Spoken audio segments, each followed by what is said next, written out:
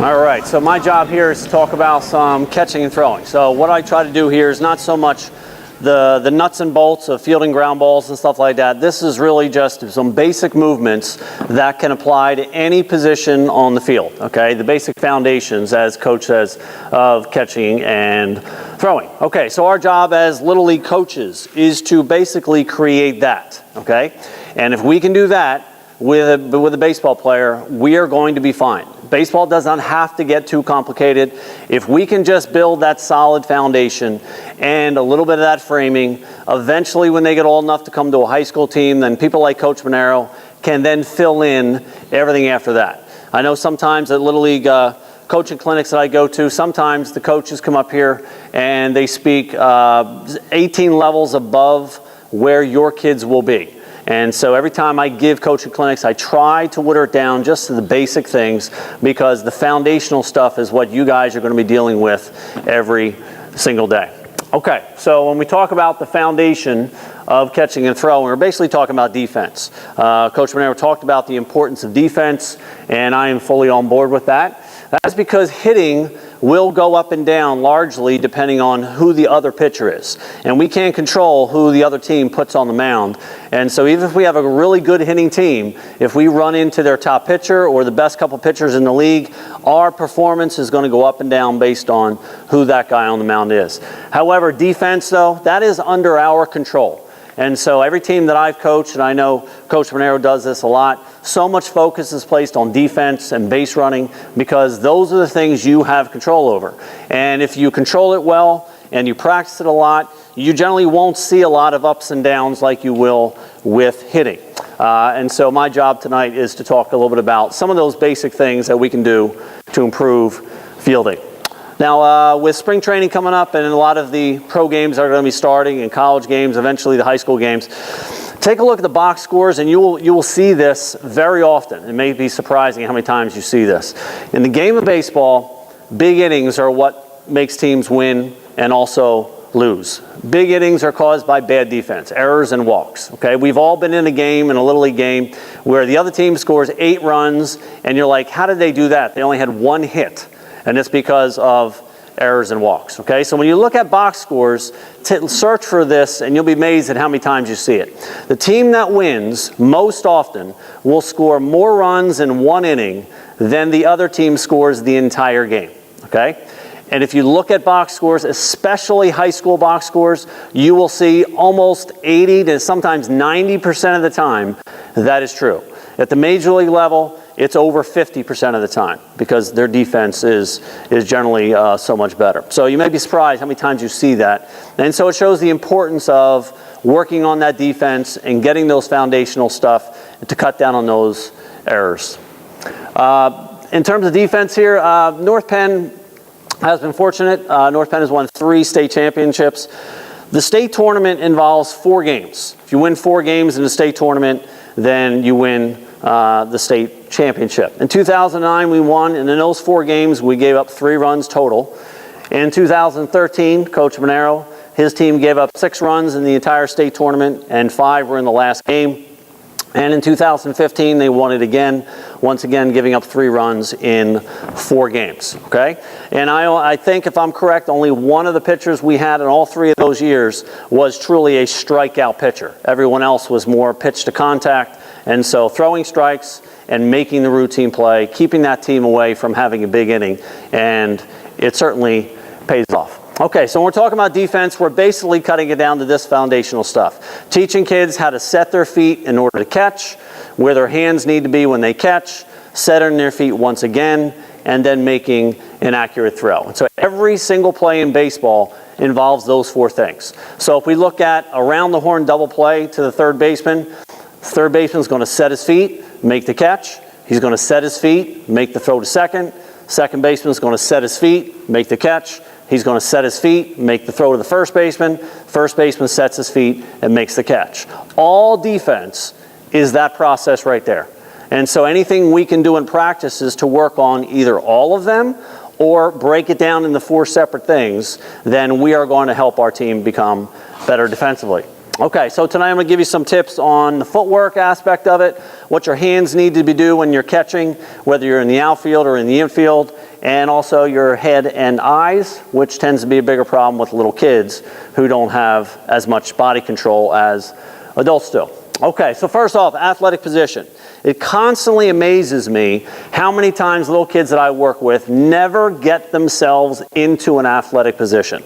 They stand straight up when they hit, they stand straight up when they're on defense, and they're just never at any time getting themselves in a good athletic position to be able to do anything. And so that position right there with Derek Jeter, that is the athletic position that you can play any sport in the world, and that position is going to help you play that position, okay? So just getting kids in that position is going to help them. Creating a big triangle there. When I talk fielding, which Coach Harris is going to get into, I generally talk about 2 triangles that every infielder needs to make. That's the first one right there. Big triangle between the feet and the head, and that is going to create a good athletic foundation there. So I use the analogy of tennis. We've all seen tennis players on TV, and the tennis player waiting for the serve, I picked that picture because he's actually slightly off the ground there.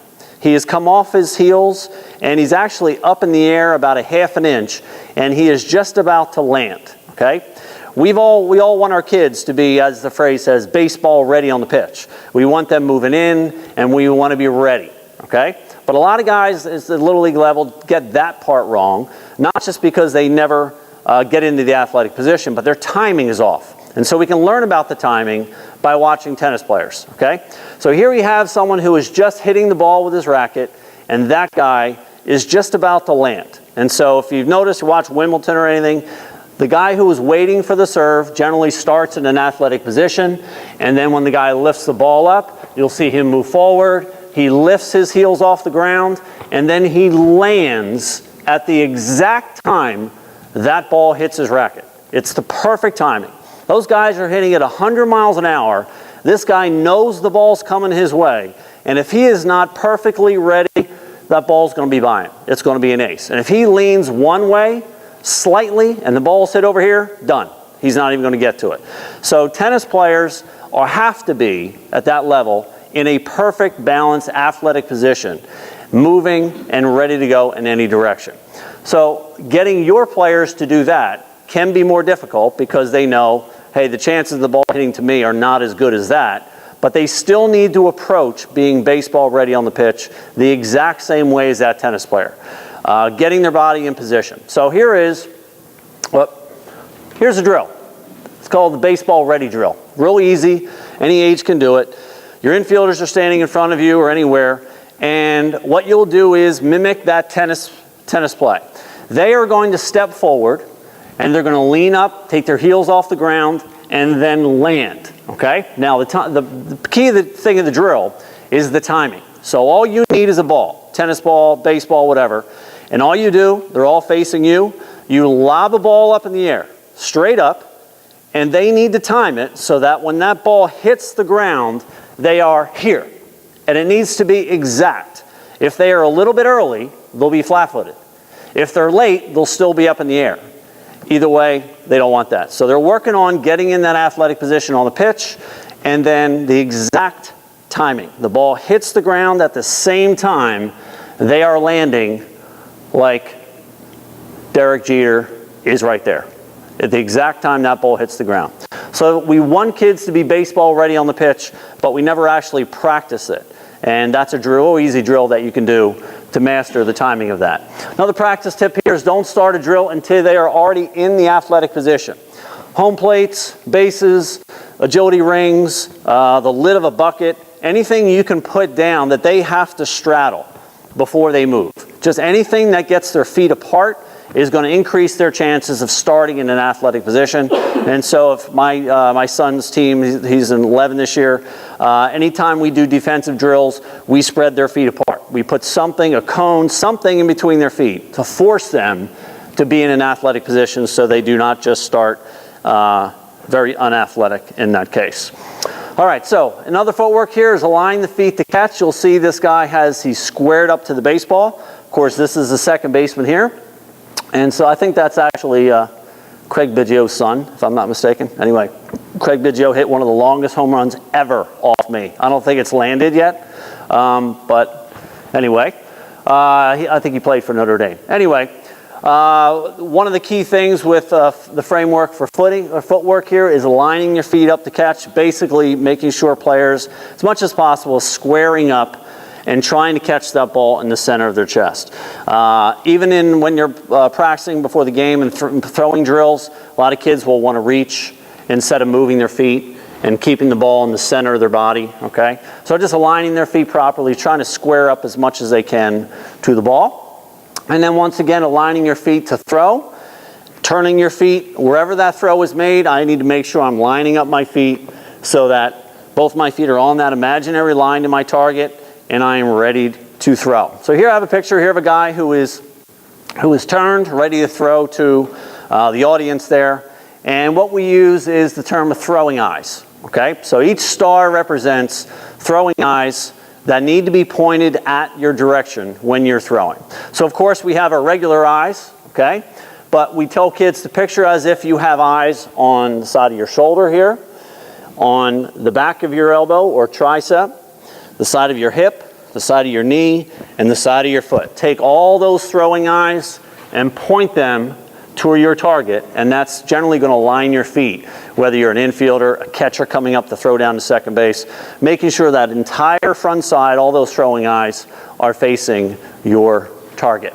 Now, when you get a little more advanced, you can start teaching kids about stepping to the ball. And virtually every infielder is going to have to make this type of play at some point. Obviously, it affects first baseman more, and most of the time when you say step to the ball, there's always exceptions to this, but most of the time the player is going to step with his glove side foot.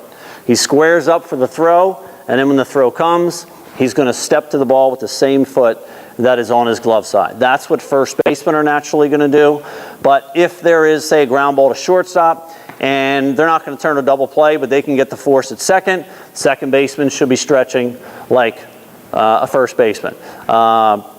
A force out at home, the first play, the catcher's going to stretch out and step to the ball and not wait for the ball to come to him. And so once the kids get the footwork down of squaring up, then you want to get them to step to the ball. And every infielder is going to have to make that footwork at some point.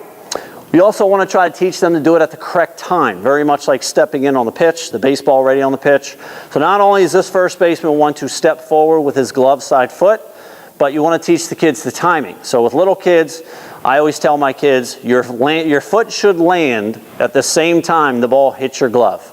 Okay, now when kids get older, it doesn't have to be that exact, but with little kids, you want to get them out of the problem of, let's say, getting the first base, stretching, and then seeing where the throw is. So if the throw's right at me, I'm fine. If the throws are right over here, I'm screwed. I've already committed by stepping, okay? So if you tell them the proper timing, they square up, they have to wait for the throw. If the throw's over here, then I step. And my foot lands the same time the ball hits the glove. Here and here, okay? So that little timing is just as important as putting the proper foot forward, and that'll help them with the catching and throwing timing as well. Now, one of the controversies when it comes to footwork is, is it better for the kids to shuffle after they catch the ball? So if I catch the ball and I'm going to throw towards you guys, should I shuffle or should I cross over and throw? For little kids, it doesn't really matter so much. It's going to be position specific in some cases, but generally either one is going to keep them on that straight imaginary line. What you don't want kids to do in just about every scenario, you don't want them to step behind. Generally that gets them off their line. If I'm going to shuffle, I can keep my momentum going towards my target. If I cross in front, my momentum is going towards my target. If I step behind, my momentum is now going over this way. And so we want to try to avoid kids stepping behind when they throw. There is one or two situations in the game where it is okay to step behind, but shuffling or crossover is going to be fine for just about most kids. A couple drills that can help you with that. First off, the flash drill is a good one for little kids to force them to get on their line and to shuffle. And so what you do is you can hit them a ground ball or throw a ball. They catch, they get their feet on that line, and they start to shuffle. And when you flash your glove, that's when they throw. So you may have them shuffle 5 times before you flash your glove, or the next time it could just be once, okay? And so they're learning how to generate momentum, staying on their line, and you can either flash the glove, or some coaches will just say, now, and they'll throw the ball from there. So that's the flash drill. Nose to leather, that's actually the post I put there this morning on my website, because another question is, all right, when I stay on my line and I throw, the coaches say follow your throw, stay on that imaginary line after you throw it. So how long do I do that? Well, you do it until the ball hits leather. So if I'm a shortstop, I'm fielding a ball, I'm shuffle, I throw. I want to continue after that throw on that imaginary line until the ball hits his glove, and that can give a quick little visual for kids to follow that throw until the ball reaches that target. All right, in terms of hands here, thumbs up to catch, and as you'll see when we do throwing, thumbs down the throw. Okay, this is one of the basic foundational things at any level to try to get kids to catch not only 2 hands, but have their hands in the proper position. Whenever you catch a baseball with little kids doing catching drills, thumbs up to catch. And that's even the case with fly balls, okay? Fly balls here, infielders using 2 hands, thumbs up. A lot of kids at the Little League level, when you throw them a baseball, they will catch like this, okay? Thumbs down, which is then harder to go in to get the ball. If my thumbs are up, I have an easier chance of catching that ball and getting the ball out at the same time. Now, high five and low five, that's an easy one. A lot of T-ball kids still need to learn this, and you can do this real quick with a tennis ball drill. Lobbing them tennis balls, anytime they catch a ball above their waist, they're high-fiving the ball. Anytime below the waist, they are low-fiving the ball. And then when they throw, I will say, and I said this many times, teaching a kid how to throw a baseball correctly, the correct arm path, is a very difficult thing to fix if the kid doesn't get it naturally. And so anything we can do to improve this, but one really easy thing that we can do to help kids at least start that path correctly is when they take the ball out of their glove, that thumb goes down. Now some kids are going to be real long, some kids are going to be short, but what we don't want kids to do is to take that thumb and point it up after they exit the glove here, okay? So right in here is going to at least start that mechanical process of putting their hand on the correct path, okay?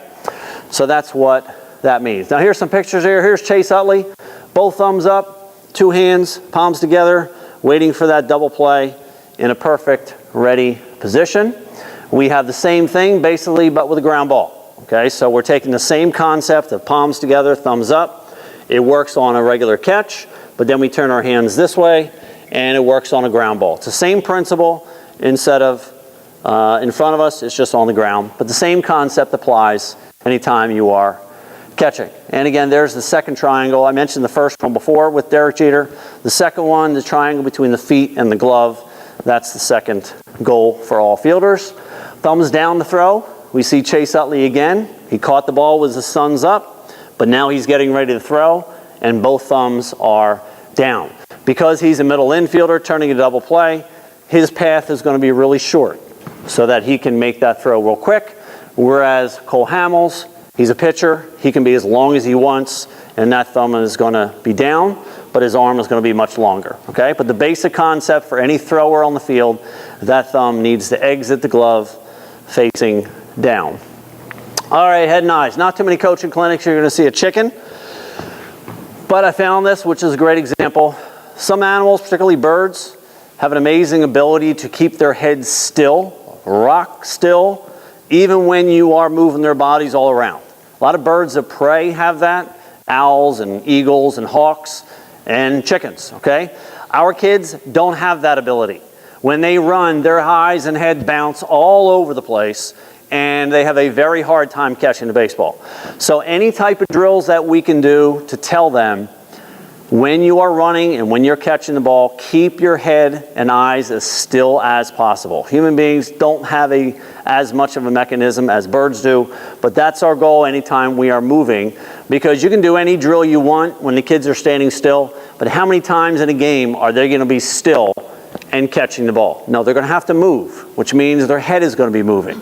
And so any movement drills that we can do to improve their head and eyes staying still, okay? So obviously a lot of movement happening below his head there and diving, and Mike Trout here going after a fly ball, but his eyes and his head are locked still and that keeps the ball centered. It prevents the ball from appear as if it's shaking, because even though he has a lot of movement, his head is staying locked still there. Okay? A couple drills you can do for this: run and read. So if you're doing warm-up drills before practice or a game, and they're doing sprints in the outfield, I have my little kids pick out a spot on the fence or the scoreboard, and as you are running, keep your eyes on that word or that phrase on the sign.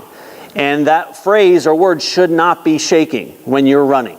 That's because if you run correctly like an athlete, your eyes should be still.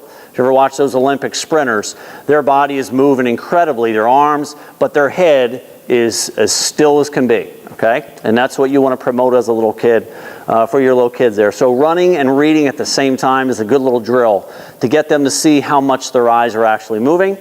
And again, any drill that encompasses movement while they're catching, going out for football passes, any type of drill where they have to move and catch a baseball at the same time. It's not only working on catching drills with the hands, but it's also working on keeping their eyes still. Okay, so we talked about really the basics of your feet, your hands, and your head and your eyes. And so as Coach Monero said, I've had my website, Baseball by the Art, for several years now. There is a page specific, it's not on the public face of the website. If you type that in, baseballbytheart.com/NP, I will eventually put a video, this video that I'm taping right now, up there for you guys. Any other related links that I can put there for you guys. I also have a baseball curriculum, which has been very popular.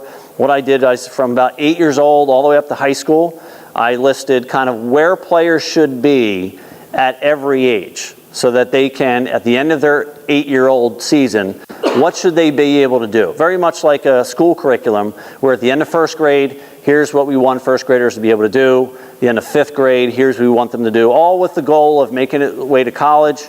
Well, I did the same thing with baseball. Basically, here's where every kid should be at the end of the year as a goal. It doesn't have to be rock solid set. As a goal, what kids should be able to do, and that is located there as well.